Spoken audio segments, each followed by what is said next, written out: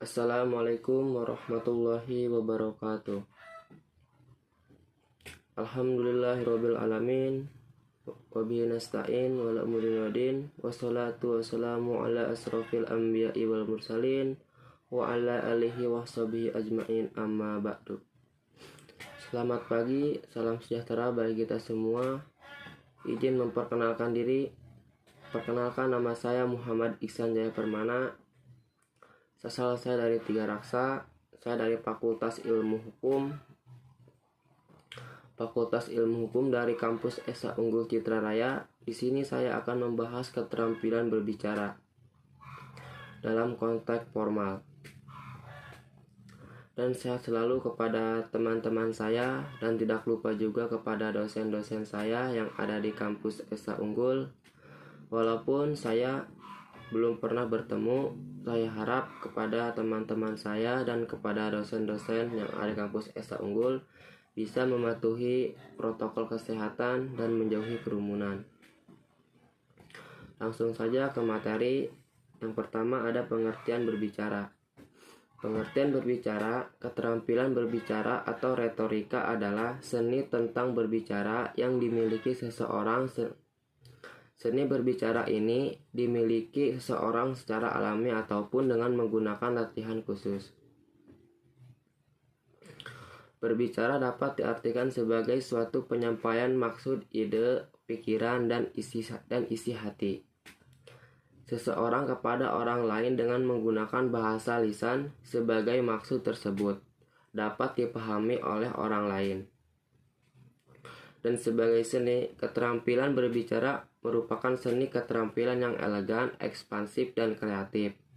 Di dalam keseharian kita selalu melihat orang-orang bertemu dan berbicara dengan orang lainnya dengan mudah.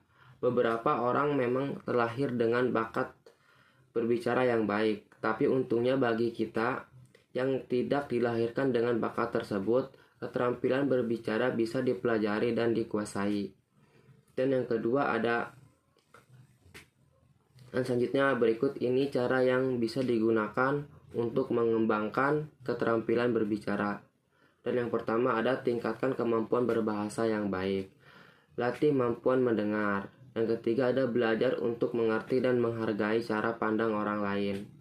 Dan yang keempat ada hindari komunikasi di situasi yang emosional.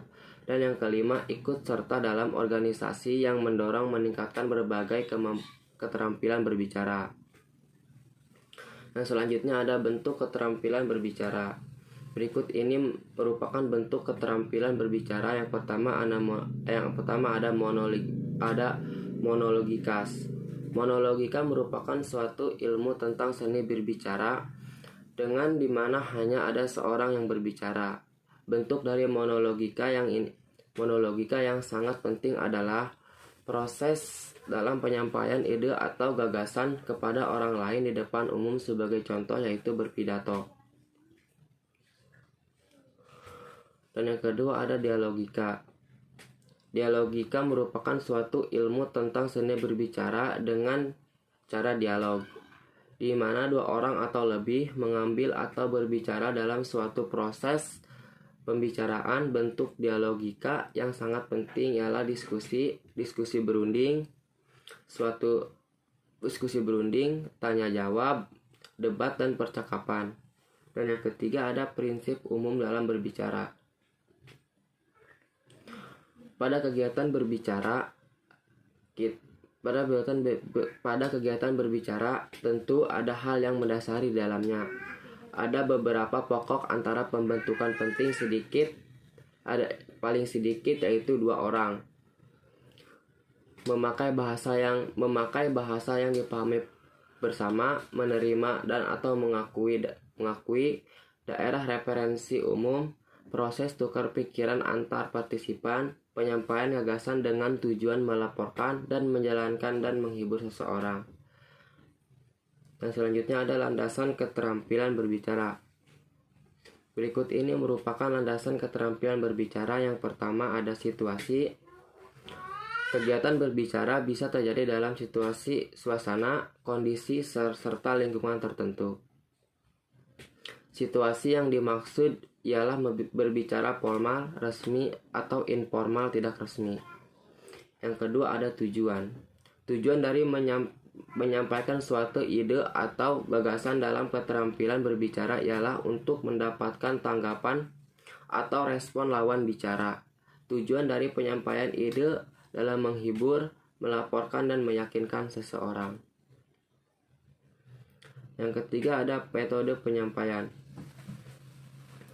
Ada 4 metode atau cara penyampaian yang bisa kita lakukan yang bisa dilakukan seseorang saat waktu berbicara, yakni penyampaian berdasarkan naskah atau skrip, penyampaian dengan berdasarkan catatan kecil, penyampaian gagasan dengan berdasarkan hafalan memoritas, penyampaian gagasan serta mendadak serta merta dan impromptu. Dan yang keempat ada penyimak. Pembicara yang baik pasti akan bersifat komunikatif terhadap lawan bicara. Dalam penyampaian ide atau gagasan pembicara perlu memperhatikan siapa penyimak dari pembicara, agar materi yang sudah disampaikan bisa diterima dan berimbang. Dan selanjutnya ada sarana dalam berbicara. Ada 2 sarana yang bisa dipakai dalam keterampilan berbicara, yaitu mendengar merupakan sikap yang sangat penting dalam proses diskusi dan dialog. Pada setiap peserta dalam diskusi selalu berganti peranan untuk berbicara dan mendengar.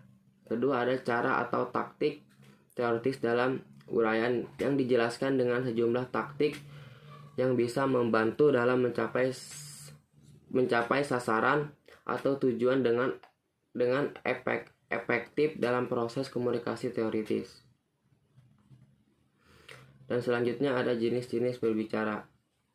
Dalam interaksi berbicara sehari-hari sering kita memperhatikan yang pertama ada diskusi, yang kedua ada percakapan, yang ketiga ada pidato menjelaskan, dan yang keempat ada pidato menghibur, dan kelima ada ceramah, dan yang terakhir ada pertelepon dan sebagainya.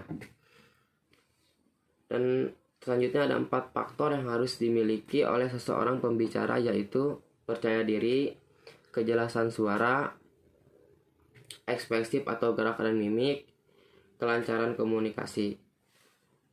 Dan selanjutnya ada 4 aspek utama yang merupakan ciri pribadi dewasa, yaitu keterampilan sosial, keterampilan sematik, keterampilan fonetik, dan keterampilan vokal. Itu saja yang saya bisa sampaikan, kurang lebihnya mohon maaf. Wabillahi taufiq wal hidayah. Wassalamualaikum warahmatullahi wabarakatuh.